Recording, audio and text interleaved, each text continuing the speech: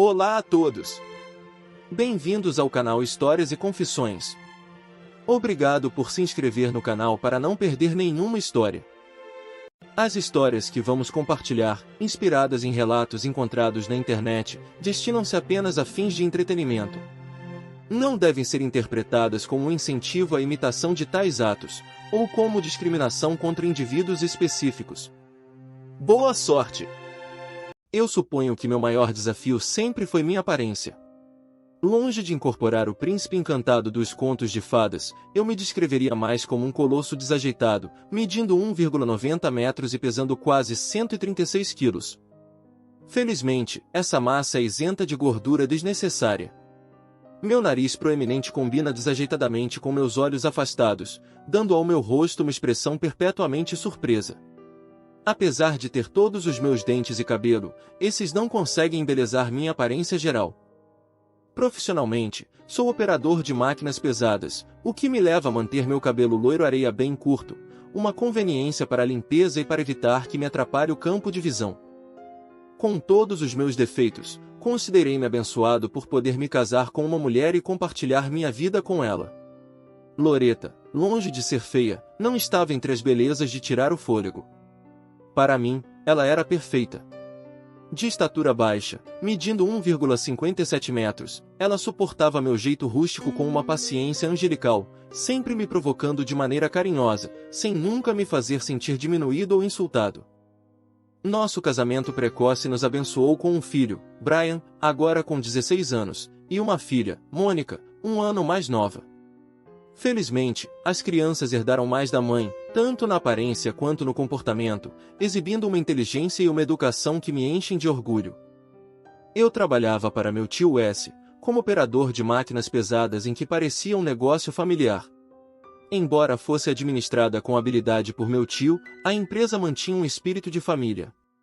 Esse ambiente profissional, combinado com minha vida familiar realizada, desenhava o quadro de uma existência plena, apesar das imperfeições físicas e dos desafios do dia a dia.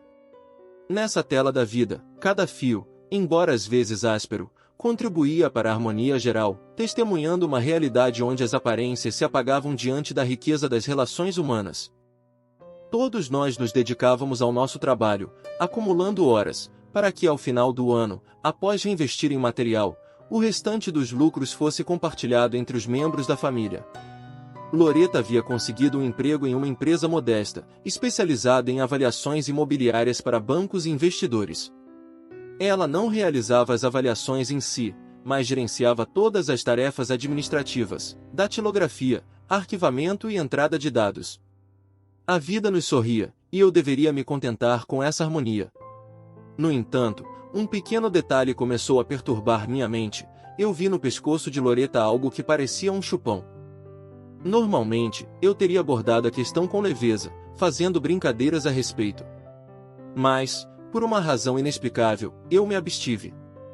Se era realmente um chupão, eu sabia que não vinha de mim. Talvez fosse uma picada de inseto, ou um pelo encravado. Minha preocupação aumentou quando ela tentou disfarçá-lo com maquiagem, mesmo em casa, onde não havia necessidade de escondê-lo, a menos que Loreta estivesse tendo um caso. Ela nunca saía à noite na minha ausência, então eu não poderia suspeitar de uma visita clandestina em nossa casa. Esse pensamento me atormentou durante uma semana inteira, e embora a marca tivesse desaparecido, a sombra que projetou sobre nossa intimidade permaneceu. Eu havia emprestado um carro de um colega e me munido de um livro de palavras cruzadas para me camuflar no cenário, preparado para uma vigilância discreta. Durante 2 dias, nada de anormal aconteceu. Eu acompanhava o cotidiano de Loreta, desde sua saída para o trabalho até seu retorno. Esses dias de vigilância me fizeram sentir ridículo, até que, no 3º dia, Loreta saiu de seu escritório mais cedo do que o habitual para o almoço, dirigindo-se não para o carro, mas contornando o prédio. Pouco depois, uma berlinda branca de empresa se aproximou, e ela ocupou o assento do passageiro. Essa divergência em sua rotina não me alarmou imediatamente, até que eles se dirigiram a um hotel de má reputação. Reconheci o homem ao volante como sendo Tom, um colega avaliador de Loreta, visivelmente mais jovem do que ela por cerca de uma dezena de anos. Eles entraram em um quarto com uma facilidade que evidenciava uma certa habitualidade. O véu da discrição foi retirado, as cortinas fechadas, selando sua intimidade. Diante dessa cena, fui tomado por um profundo desassossego, minha mente em luta com a incerteza sobre como agir. A lógica indicaria que eu aguardasse o retorno de Loretta para uma confrontação direta e emocional, mas o impulso me levou a uma ação mais imediata. Eu deixei meu posto de observação e me dirigi ao motel, um edifício antigo cuja porta de madeira oferecia apenas uma resistência ilusória diante de uma determinação feroz. Mal haviam se passado 15 minutos desde a entrada deles quando pedi ajuda a uma funcionária para alertar as autoridades, sem um plano real em mente. A espera, por mais breve que fosse, era insuportável para mim. Minha impaciência culminou em um ataque físico contra a porta, a força do meu ombro direito se encarregando de quebrar o silêncio daquela tarde perturbada. Nosso relacionamento, embora desprovido da efervescência dos primeiros dias, era marcado por gestos ternos, flores oferecidas sem ocasião especial, nenhum aniversário esquecido, jantares na cidade e sessões de cinema sempre que surgia a oportunidade. A cada ano, nos presenteávamos com férias em família, em um destino escolhido, celebrando nossa união. Eu admirava Loretta, não apenas como minha esposa, mas também como minha companheira de vida. E eis que um banal hematoma foi suficiente para semear a dúvida em minha mente. Com o trabalho se tornando menos urgente, meu tio me concedeu alguns dias de folga. Sem um plano preciso, movido por uma impulsão irracional, resolvi seguir Loretta, esperando dissipar minhas suspeitas ou confirmar meus medos. O impacto do meu ombro contra a porta foi tão poderoso que a fechadura de segurança e a dobradiça cederam simultaneamente, projetando a porta ao chão com um estrondo que aterrorizou Loretta e seu amante. Ao me ver, nus e entrelaçados, uma fúria incontrolável tomou conta de mim. A culpa do homem diante de meus olhos era inegável, ele sabia que ela era casada. Movido por uma fúria implacável, ataquei o homem, Tom, com socos devastadores, deixando-o em um estado em que cada respiração era uma luta, cada movimento uma impossibilidade. Meu ataque foi brutal e sem pausa, cada golpe visando marcar seu corpo com uma dor equivalente à da minha traição. Loretta tentava desesperadamente me parar, gritando, se colocando no meio. Mas, em minha frenesi, meu cotovelo a atingiu violentamente, projetando-a pela sala, um lábio cortado deixando escapar um fluxo de sangue. É nessa cena de caos que minha consciência me abandonou. Ao acordar, preso pelas costas com algemas, eu me encontrava na parte de trás de um carro de polícia. Do lado de fora, os paramédicos levavam Tom, gravemente ferido, enquanto Loretta, envolta em um lençol de motel, com um olhar cheio de lágrimas e desespero, me fitava do estacionamento antes de ser levada de volta para dentro por uma policial. Sem oferecer a menor resistência nem pedir um advogado, me submeti à justiça, acelerando o processo judicial pela minha ausência de contestação. O fato de ter pedido à funcionária que chamasse a polícia antes de agir foi interpretado como uma premeditação, agravando assim minha pena. Condenado a 2 anos de prisão, apenas meu irmão Louie veio me visitar antes da minha transferência, prometendo que me veria assim que possível. Uma vez encarcerado, a natureza do meu crime me conferiu uma certa notoriedade entre os outros detentos, garantindo-me uma forma de tranquilidade dentro desse universo impiedoso. 10 dias restavam antes da chegada de Lou. John, pensei em te trazer cigarros, mas então me lembrei que você não fuma, disse ele, dissipando a atmosfera pesada com uma piada. Basta, Louie. Quais são as novidades de casa? Perguntei, impaciente. Segundo Louie, o choque afetou profundamente nossas crianças e Loretta se recluiu, invisível aos olhos do mundo. Brian e Mônica encontravam refúgio na casa de nossos pais, enquanto decidiam o momento apropriado para retornar para casa. Quanto a Loretta, murada em seu silêncio, ela recusava qualquer interação, mesmo com sua irmã Joyce. As tentativas das crianças de se comunicarem com a mãe eram em vão, mergulhando a família em um impasse doloroso. E o trabalho da Loretta? Perguntei, tentando compreender a extensão do desastre. Ela não sai mais, trancada em seu mundo, provavelmente sem suprimentos. Quanto às contas, é um mistério, respondeu Louie, considerando solicitar a ajuda de Brian para desfazer esse nó financeiro.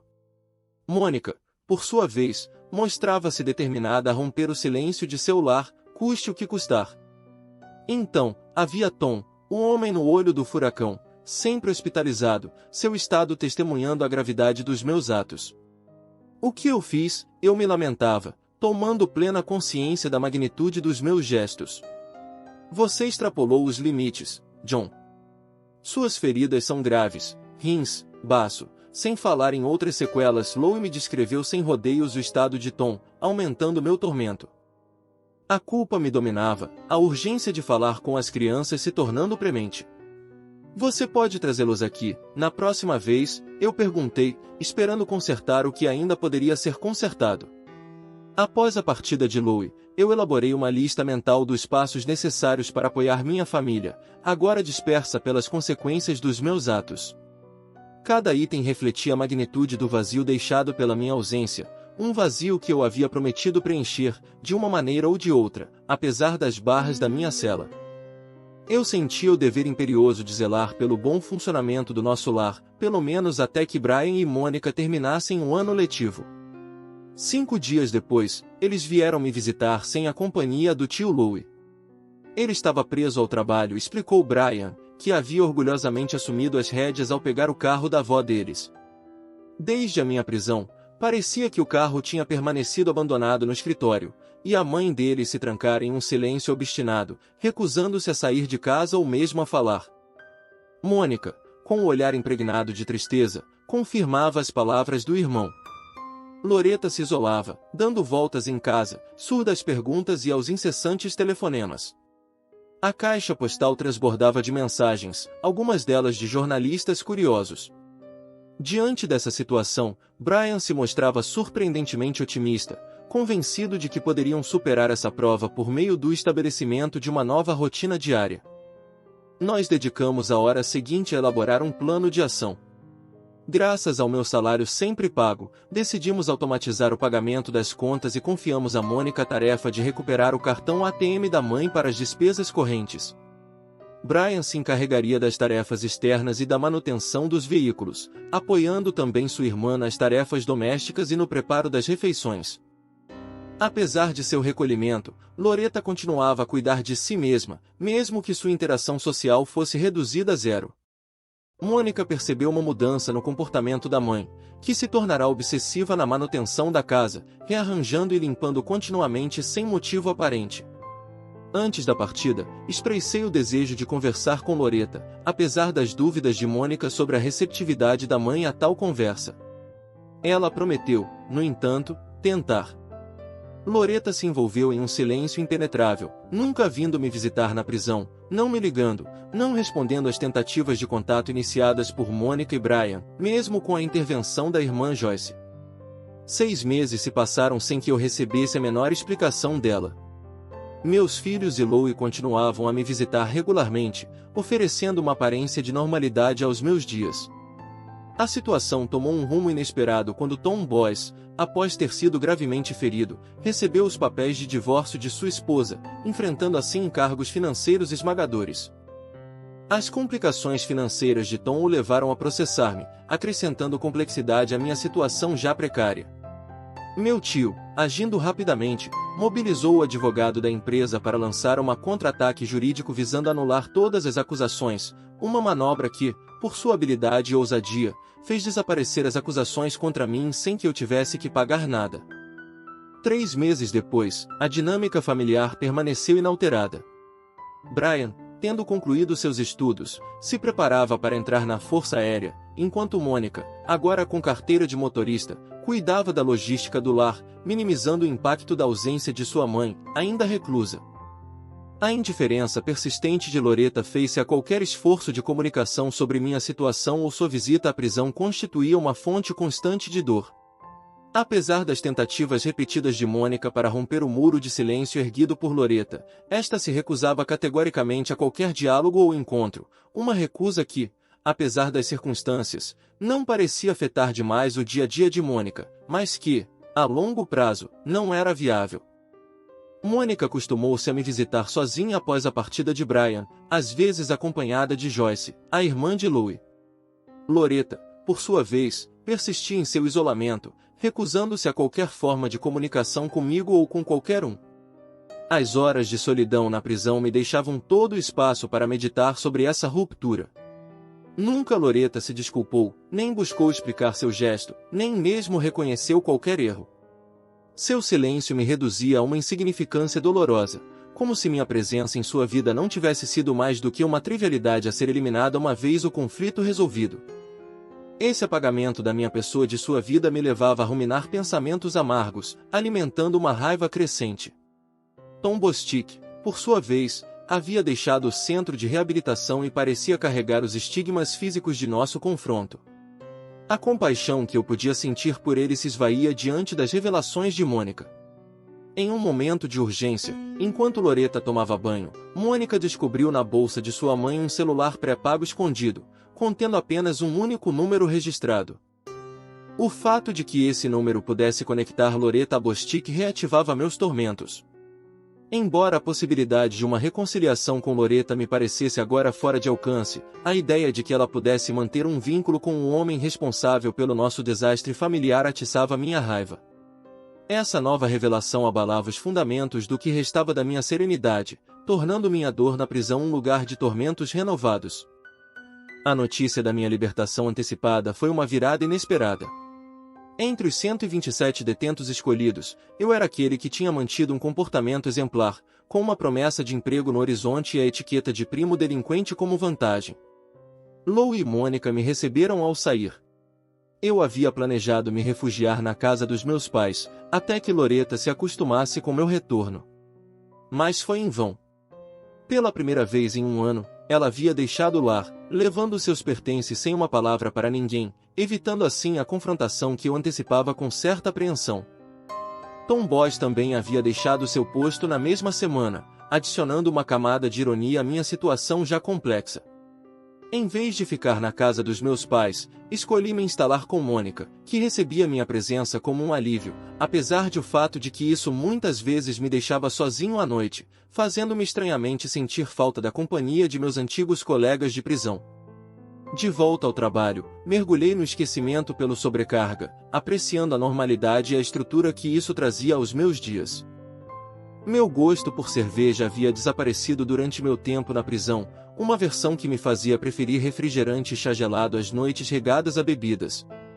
Esse novo hábito me rendia algumas zombarias, mas eu permaneci indiferente aos julgamentos.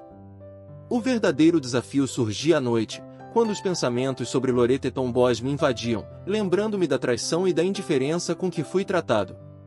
O desprezo deles, real ou imaginado, pesava sobre mim, testemunho de uma ferida ainda aberta no fundo do meu ser. Eu nunca havia desrespeitado Loreta, nem em meus gestos nem em minhas palavras. Minha conduta em relação a ela sempre foi impregnada de amor e consideração. No entanto, ela me excluíra de sua vida com uma indiferença desconcertante, como se eu não fosse mais do que um objeto sem valor a ser negligenciado. Essa repudiação, longe de qualquer animosidade manifesta, era ainda mais dolorosa, pois testemunhava um desinteresse total pela minha pessoa, reduzindo-me à inconsistência de uma lembrança apagada sem esforço. Marcy, em sua benevolência, tentará me oferecer apoio, embora suas próprias provações, entre as dificuldades passadas e as obrigações familiares, limitassem sua ação. Eu estava ciente da necessidade de lhe deixar o espaço de que precisava para navegar por esses tempos turbulentos. Da minha parte, esforçava-me para esconder minha melancolia, tanto na intimidade de meu lar quanto em meu ambiente profissional, buscando refúgio no trabalho para escapar do pensamento de Loreta. As voltas solitárias para casa me ofereciam um descanso bem-vindo, embalado pela exaustão do corpo e da mente. Em uma tarde de domingo, movido por uma vontade de esclarecimento, decidi visitar Joyce, a irmã caçula de Loreta. Divorciada e mãe de 2 filhos em idade escolar, Joyce me mostrará uma solidariedade inesperada durante minha prisão, uma marca de atenção cuja motivação ainda me escapava. Recebido no calor de sua cozinha, buscava respostas que ela mesma não possuía. Loreta, enigmática em seu silêncio, sequer aceitara a presença de sua irmã até uma reviravolta tão súbita quanto inexplicável. Joyce parecia disposta a se abrir, embora a prudência tingisse suas palavras, esboçando os contornos de uma conversa onde os não ditos pesavam tanto quanto as confidências que viriam.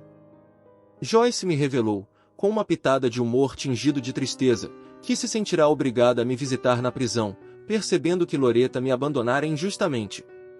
Ela não antecipara o acolhimento frio que eu lhe reservara, atribuível à minha dor e confusão diante da situação. Apesar disso, ela esclareceu a razão de sua vinda, uma tentativa de conexão, talvez, em um momento em que o apoio me fazia cruelmente falta. Tentamos rir de minha tragédia, comparando minha prisão a férias preferíveis a um cruzeiro, mas o riso era amargo, tingido de arrependimento. Quando a interrogar Joyce sobre onde estava Loretta, ela me respondeu diretamente, iluminando com uma luz crua as intenções da minha esposa. Loretta tinha buscado conselho com sua irmã sobre um divórcio que lhe permitiria escapar definitivamente do nosso casamento sem ter que me confrontar ou interagir comigo. A ideia de ir para Nevada, onde as leis sobre divórcio lhe seriam mais favoráveis, havia germinado em sua mente, motivada pela possibilidade de uma transferência profissional para Tom. Tudo isso, embora doloroso de ouvir, se entrelaçava em uma lógica implacável. A questão de por que ela não havia iniciado esse procedimento durante minha detenção permanecia sem resposta, sublinhando uma hesitação ou talvez um último vínculo emocional não resolvido. Ao partir, perguntei a Joyce, com uma voz carregada de desespero, o que eu poderia ter feito para merecer tal desfecho. Sua resposta foi um sorriso enigmático, seguido de uma saída silenciosa, me deixando sozinho com minhas indagações. A possibilidade de que Loretta tivesse esperado, não por falta de resolução, mas porque buscava nesse intervalo de tempo uma razão para ficar ou partir, me atormentava. Talvez, no final das contas, não fosse uma questão de culpa ou mérito, mas simplesmente de incompatibilidade de destinos, uma realidade que eu agora precisava aceitar. Eu gostaria que ela me tivesse revelado isso antes da nossa união, assim vocês nunca teriam visto a luz do dia, Brian e Marcy. Era a única coisa que consegui fazer para arrancar um pálido sorriso de John. Meu marido era um ser de uma grande beleza, mas era uma péssima razão para me casar com ele. Não cometerei mais esse erro, provavelmente terei que considerar um divórcio. Ter um marido atraente não é suficiente, talvez eu tenha mais sorte na próxima vez. Foi um comentário insensato que só percebi depois que as palavras saíram da minha boca, perturbado. Eu me levantei, agradecendo a Joyce pelo café e pela conversa. Acredito que entendia por que ela tinha vindo me ver no Greater Boston, não só porque eu era feio, mas parecia que eu também era um pouco lento para entender as coisas. Ao sair, ela parecia constrangida e eu me sentia mal por isso. Reservei um cruzeiro de uma semana no Caribe e ofereci o bilhete ao Lou. Como Louie não era casado, sabia que ele apreciaria essa viagem, especialmente por minha conta. Em troca, pude pegar emprestado a sua carro, quanto menos ele soubesse, melhor. Demorei 3 dias para dirigir até Reno. Ao explorar a região, encontrei um edifício abandonado, de aparência antiquada, localizado a leste de Sparks. Sem muita dificuldade, persuadi Tom Boss a se encontrar comigo lá sob o pretexto de uma avaliação. Munido de seu eterno bloco de anotações e sua fita métrica, ele chegou no horário combinado. Pouco depois de sua chegada, uma confrontação inevitável aconteceu, e ele acabou um pouco machucado, mas consciente, no porta-malas do carro de Lou, em direção ao leste. Eu havia percorrido cerca de 30 milhas de Vinoca quando decidi parar. O caminho de terra que peguei não levava a lugar algum, mas serviu para nossa altercação. Tom ainda estava bem vivo quando eu o tirei do porta-malas, visivelmente abalado pelo nosso confronto. Deixei claro meu descontentamento sem ambiguidade, deixando-o com alguns hematomas como lembrança do nosso encontro. Antes de deixá-lo ir, recuperei seu relógio, sua carteira e seu celular, decidindo abandoná-los em um lugar onde poderiam ser encontrados e talvez devolvidos. Apesar da reviravolta dos acontecimentos, garanti que ele pudesse retornar à civilização por seus próprios meios. Alguém com certeza o descobriria antes que ele pudesse se perder ainda mais em seus pensamentos e arrependimentos. Continuando meu caminho para o leste, eu me questionava sobre minha capacidade de perdoar e seguir em frente. A parada no cassino de Elko foi a oportunidade de me desfazer dos últimos vestígios materiais dessa confrontação, abandonando a carteira de Tom em um lugar onde certamente seria encontradas suas cartas, usadas. Esse ato, embora pequeno, marcava o início da minha tentativa de deixar para trás o ressentimento. À medida que me aproximava de casa, a perspectiva de reencontrar Joyce, e talvez ter uma explicação, parecia trazer um vislumbre de clareza à minha situação. O caminho de volta era tanto uma busca interior quanto um trajeto físico, levando-me a refletir sobre a natureza do perdão e a possibilidade de reconstruir sobre novas bases. Atravessando Utah, o desejo de rever Joyce ao retornar começava a brotar em minha mente.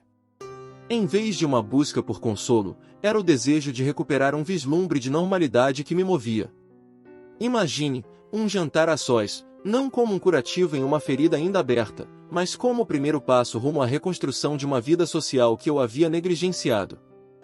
É nesse estado de espírito, meio nostálgico, meio esperançoso, que o som do meu telefone interrompeu minhas reflexões. O número exibido era aquele que Márcia havia mantido. Ouvir a voz de Loreta, chamando Tom com tanto desespero, foi um lembrete brutal da realidade. Decidi não revelar minha verdadeira identidade, pondo assim um ponto final a qualquer vínculo restante entre nós. Joguei o telefone pela janela, marcando simbolicamente o fim de uma era e o começo de outra. Daqui a alguns dias, eu voltarei para casa, carregando a esperança secreta de que Lu aproveite plenamente as férias que eu lhe ofereci. Essa perspectiva não significava apenas a conclusão da minha viagem física, mas também o fechamento de uma jornada interior marcada por momentos de revelação pessoal e decisões dolorosas. A estrada à minha frente não me trazia simplesmente de volta ao meu ponto de partida, ela me orientava para um futuro moldado pelas experiências vividas e pelas escolhas feitas, um futuro onde a lembrança daqueles que eu amara permaneceria gravada em meu coração, enquanto me deixava força para continuar meu caminho.